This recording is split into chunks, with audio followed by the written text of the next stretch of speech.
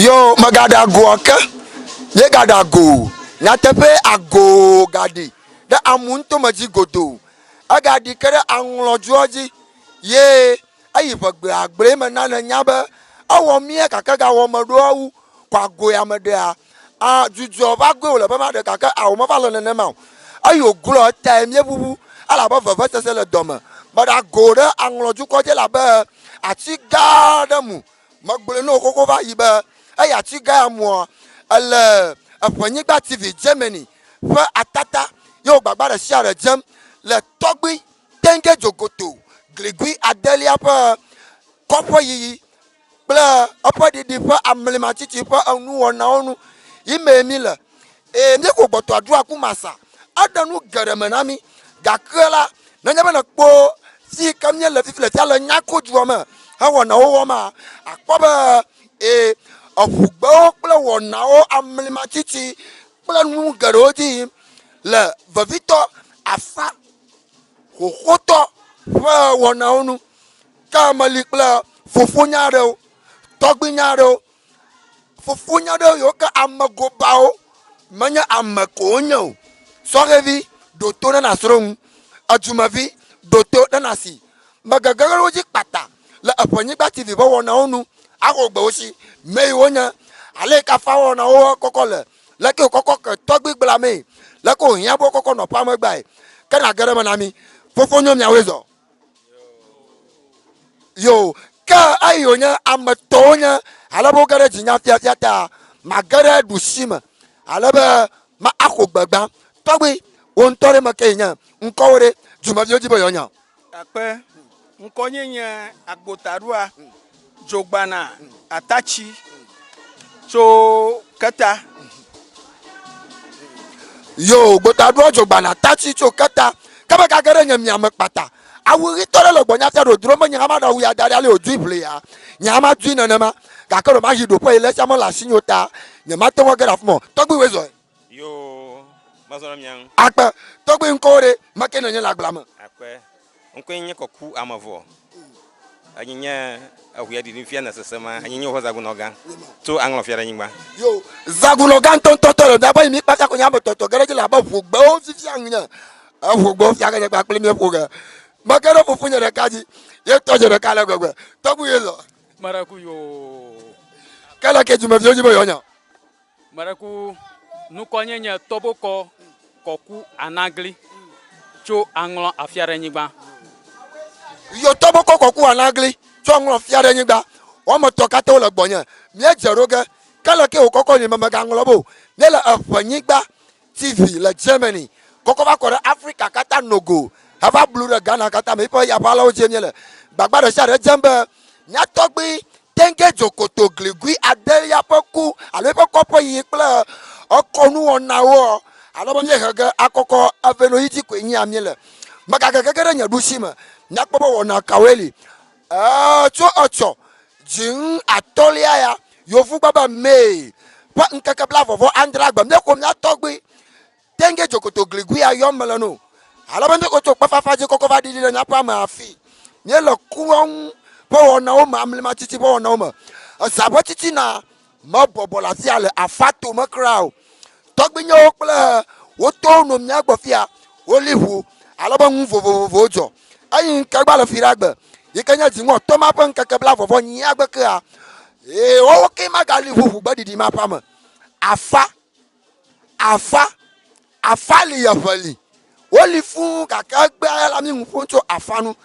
nukenya afa le kemya tenwa sia ina jabubu le ya nyadui no ba fare so ngevio bachi atoma ati ho o ma sagomu itami shishi magboro togbi magareji o akpe nya tepenu ye nya fa nye be subo o nye subo ha etso keke ile ife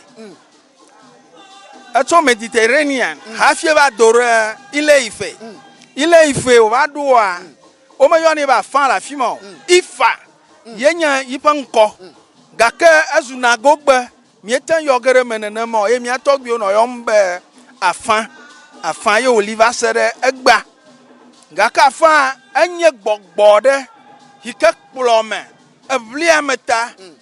edranu gbegblo nu manyuma nyora la meji na mare dolema o wana fani o china gbe na mare vigim o wana fani o kpo viejina na mare sronjim na ode ye ma kpo mu o woni o bia na nuta na hia ba o fana ma o woni le momo katanji alebe nu na nyo na shidam na la shima nyonyomo na ne fude ma o wona fana me alebe nu o fude de mo kata na to alebe na kpota na rokio le kheme mie gblɔ na be afa no kplɔ yi ne be te o kpɔlia efia be o sei ne do da yema ekɔdodo aro kɔnyinyi aro le esaro me edolia nanolia me dugo edolia nanolia me wogo edolia o se atanglo be me gadu o efia be enye fiame afia ba zore kozogbafi ta le be na nyi koma o marolia ese hediola mehia be wo de nyonu ike enya gban ke klito aro gban ze to na de nyonu ma me vovo kogala sufo onu me sosogo ta oli akpa togbinya lo dusi ma fi gbagba re jare je mana nu tiangi kenya afa alaba de konwo kwe fa bubu mo nya review si mala ba nye nwo gomo samo o ba ya bo nya wati ma tomati ho o ba breketi alo chingali nya ba tomati ho o ba fa nya ba tomati ho no gbre nya ba tomati ho tam nya to mi bubu ta ba kem nya mlo nyira fire me ga de kong na ne ka ogo vo ai mi gbe de konwo wo aho hele me nya te ye nya fo nya ho kaka yo ma de na mi biblia jako de ma me kpo ba de konwo atrogbo na apo kaka me kere akpai ko koko jego ma ba anya gbogbo alaba na nya ba na no togbi afu dem no woten agaragbo awe no ya ba odo ba be no anya ba so ke vie na ngi kama nya agbamale afanyi gbati ba ya bala oji ya mawu ikala jifo angli asingli afo ye nya nya ma nya bana na wo ma do ma hin na dogbara ni alaba wo kono atono aye wo da ochoma ayo ga afabo nya gblon fifile fiare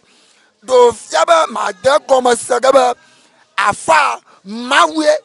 alona maganya mawe ore gbogbo ya onya do cheka kple mawo alaba mawu se nsele to bi magaraji o mawe nya afa akpa enya nya tabanya be afa gbogbo onya ye magboloba mawu modogoto kola ya mawu onya la rukishi agoyemba nuhe mawu gboloko iji efa ona le miape subo me be mi la fiaja bibla ya ko mawu nglo daria ifa manyawo la mi chimi subona le femme la nya tabanya me ta yo afa na ya gble ya mawu onya atima aiko tro to mana ndede ala ba manye ha ba bibla maka ba nyanglo dio o gble ba na ba ya gare mawu gbo ka Yesu Kristo je na to avo mire afa ba nyagblon o ga do owo ma ba alo ipa nwo na o ma ba mawu e na de nyaba sagomo mabubuta ka maka to gbe nyaji do mangi na na ba afmo le ba o de mana do soklo Yesu Kristo na toji agara mawoji alo yinto nya mawo nsaka eleshi ati woten akunyara kwa maboji na jema togwi magara jo toboko akpe wezon magbo dada to ai be fa anya $, na mawu fa $, wonya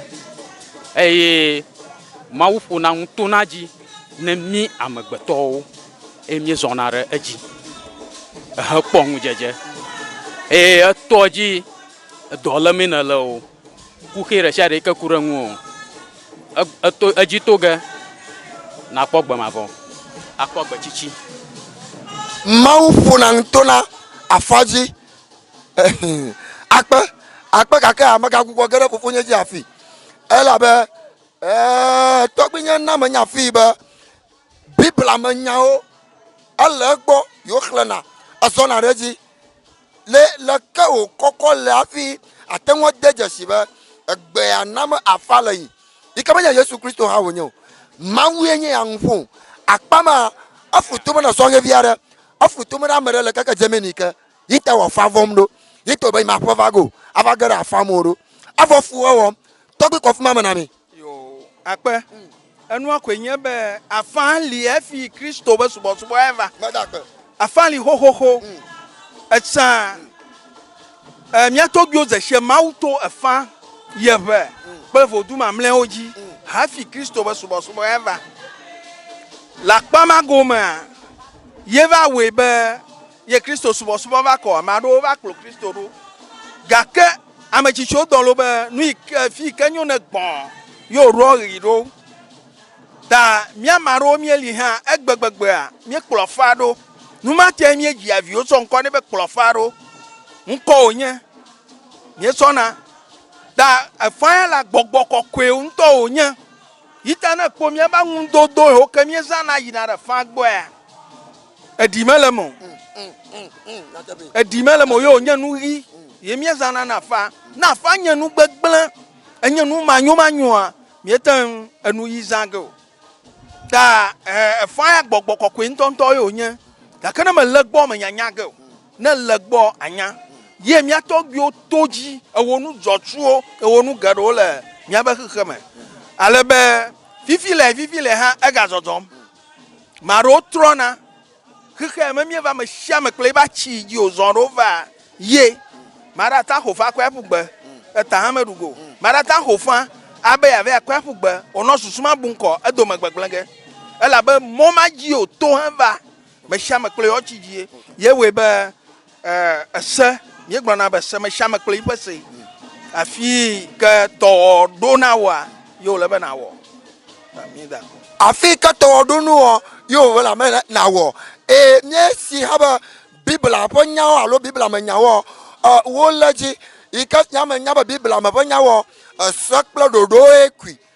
ese kple ɖoɖo ma wɔ wɔwoe kplɔ fa nenema le kpɔɖeŋu me megawɔ me o megade hawòvi srɔ̃ gbɔ o megawɔ le o eŋu mexlẽ atia o menye nye kɔ míagbanyɔ yina yi katã gblɔ ge tia nye be nye gblɔ megagbugbɔ gaga ge ɖe dzi o ese kple ɖoɖo kawoe kplɔna afa biblia me ƒe nyawoe alo fa ŋutɔ dzɔ kple yiƒe ɖoɖowo yi ke kplɔna afa yometsilawo ye wòhe ɖo na babɛ o tɔgbi ɖe me na mi. akpɛ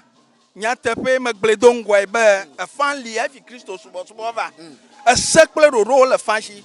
ye ese wɔme yi ke ne le biblia me menye ese wɔme o ese wɔme 10 wònye le biblia me gake le nu yi wɔwɔ mea ye wɔe be yahi ne mawu na tso sa ne mosea esea ge yewo gbã wɔme 10 dogo ɖa le ŋu yewo tsi wɔme ta le míɔ míabe subɔsubɔ me ese wɔme 10 ye le mía si kple nu yi ekɔ wɔme 20 le afã ɖeɖe me le fã ɖeɖe me ta me egbãtɔ wobena butɔwo kple nɔ abe ale le biblia me ne megafifi o megawu ame o megaɖi abatso ɖe asi o numawo katã woli efu ɖeɖe megaɖe fu o efu ɖeɖe asɔ kple amewu megabie ŋu ɖe nɔviwo ƒe ŋu ŋuti o numawo katã wole fã si ta míaƒe segbalẽ le mía si kple kɔwo le mía si yiƒe agbalẽ li nyemable wɔ tɔgbi yi ke ne mlɔ anyi ɖe xɔ megbea efɔ ɖeka le yevuwo de alebe míaƒe segbalẽ ma yewo tia ekɔ ɖeka ɖe asi tsɔ yi ɖe yevuwo de yewo yia woyɔna aƒetɔ be zige dzakpasu alebe yewo koe yia ekoe yi ne woƒe fada ye fada kpe yewo be ameyibɔwo ne nye sehe alabe woŋlɔe ɖe ʋegbe me woŋlɔe ɖe yevugbe me woŋlɔe ɖe francais gbe me elabe míaƒe fã etso le ɖikɔƒe le togo me da ɖe ave alebe yewo koe yia woƒe fada bie be o ne nye sehe le wɔme yibɔwo si wowɔwɔ mea ke wode mawu gbɔ wu yaya yiwo wode mawu gbɔ alabe sea kple ɖoɖo ya le alo kɔ ya le mía sia ye yevua kpɔ eʋuʋu ta nyemeno teƒe o gake ɖe ase ɖiɖi o nye va numata wòle be mana mianya be fã menye nu vɔ o ekɔ kple sewo le ŋu ye efã du 250 ye li nenema biblia be ŋɔŋlɔ hã le ma 250 ye li ta efã kple biblia enu ɖekawo nye gake fã do ŋgɔ ne biblia lo egbegbegbe kpɔli ne wobe kpɔli dzoŋgbea megatɔtrɔ ge le xexea me gbe aɖeke gbe gake egbegbegbe biblia wo trɔm wo gbugbɔ me ŋlɔm obe ngonglo ye yia ngonglo khokhua nu kata o trom do nu kata obi bla trom maga la ba le o le tso gome zezao Mose ba gban la ali fu va sere o ma ndre ho o de o le me nu kata o di le me le nu wa obe Bible ma mara kama ga de na karemu mara kama ga so na kakio na etso ererema o de onu nyana mo kplogbe no foji na so re kpia ya kam kple nu akperem china o afa la oli so gome za ba wunu a na makole totro re kamele nu akpe afale ya ole so gome jaja na makole alabo man na de kalamu onlo di ba Bible ai ka subo le ka Yehova subo ai kana to Yesu Kristo ba moji a o ma de na de kalamu ga ka bi si ya bana Mose ba agbale gbanto voli atolia nali atolia delia kle andrelia kokoina over the lomo wachi atolia no kata fi Yehova ba magare le kala mo ikona ba de lama Yehova ba ji kuji ba ga ka afala o ma de kala mu yo afaju o manani bla bobo alofa bla ton kam na so ge mi nyaro akawe na popo nya tayo mo to do tetinyanya Poli Jongbe yeku meji woli meji edi meji Oye mo ayo do na de adoro kalia ka seka woli tata kaka Poli Jongbe ya obo ka jinya yi nye tegbere ji nto nkenya Poli Jongbe na nya ba mahia o mahia no so ge view gaka so ge view ji be yo se na na goma nkenya Poli Jongbe ya Poli Jongbe ya nu yo nye yenye eduno pamechichia mutu enye Poli Jongbe alabe adesron esron yekumeji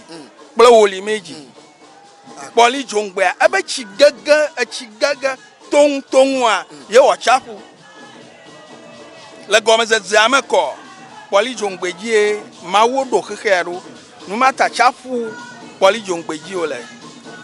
ba sa fa jore nko ai ka Poli Jongbe ba chigaga ton ye wo chapu ma sa fa jore nko alaba aba yenya chi echula nyanya do ko masile to gbinya bo nyamanya nka onyo nka nya chi echula klevo vi mo puna to faro blana am to far yenye ara mauna yira o ya ina mawo o khame aboba mamleto yo be klevo vi me poto ba ro dana nanu shianu ke amare biaye to fanji to gbadodora ma elbo fa meni afajora gboba ajumavi alo madrovi mo ko mo kuku batagbo afaju ke gbo nyama manya dodo ponglo ma milo ka ke to gbido mena afaju are gbo nyama ma desegere le ko le banya gere mo afaju are de nyama gbo ka kala yi nyinto le bonyi ba tv bo wona oji a afagbo ma milo maga nglo bo ba nyele to gbi tenge jokoto glegu adeli abaku di pla wona on alabana manya nya tobo ko le gbonya fia anya nya vivi ma le gbegbe nyama ti ba maga khomo bubu de kare kaya ji atio ala ba fanya ola on nya vivi nya to ma gaga ga fama na mo to fia ko be na gaga ga fama mo klo ga do anya gobi kaili ina be ya demana takati na ga fama re le ka afa kokok afia gblame yo nya ba to kata to nyi to ka mi lam nya gbo ni wona ni le ko kokok ka mi to gbi de nya re go na mi akpe nu hitae afa le fiagbleme nye be le mia togbio ngoli otso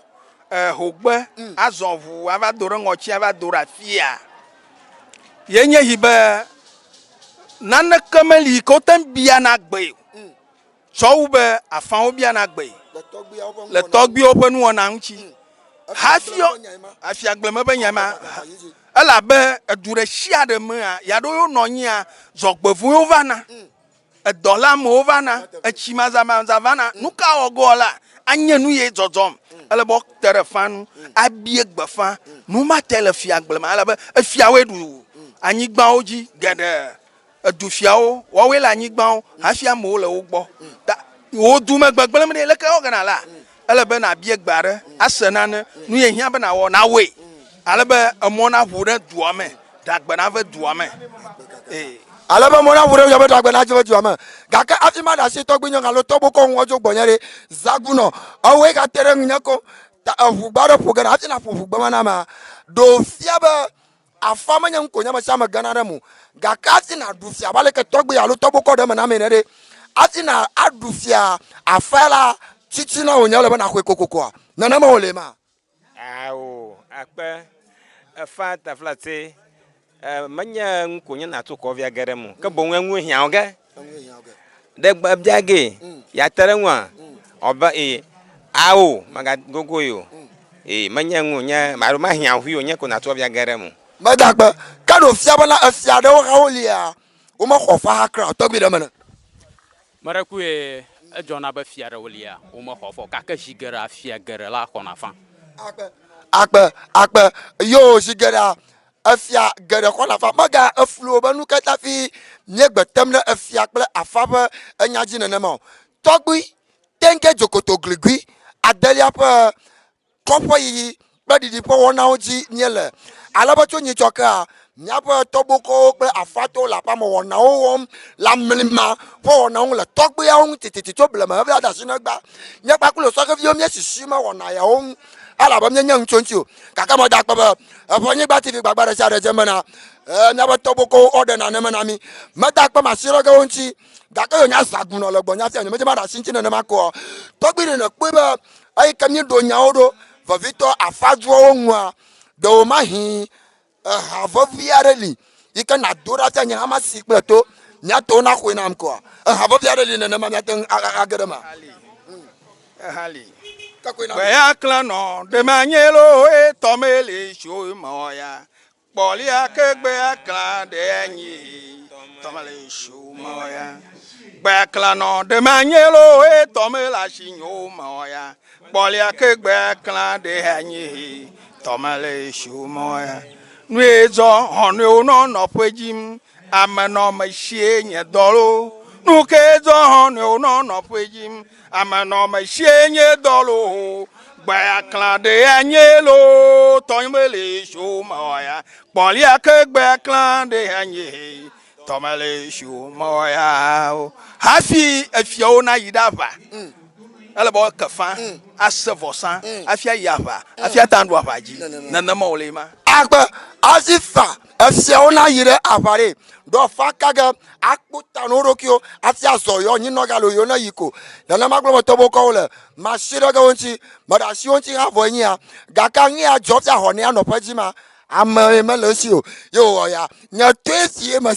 masi gakare afugba yo kana no popo le wo vu o mere anya gbagbolo mola alo yale kana gbenya fui ogbenya soro ji ko na nya ama to fifi la ma be ko vu ati o ma fui damana madaku anyagbawe madagbe menye na to ko akpe gba afu nyagbe kayo nya gbere ni ajo ta ho ni ala alere anya gbere li ko le ji be afu re ji na le nma ka fui re ji na ma go re ji na ma si mo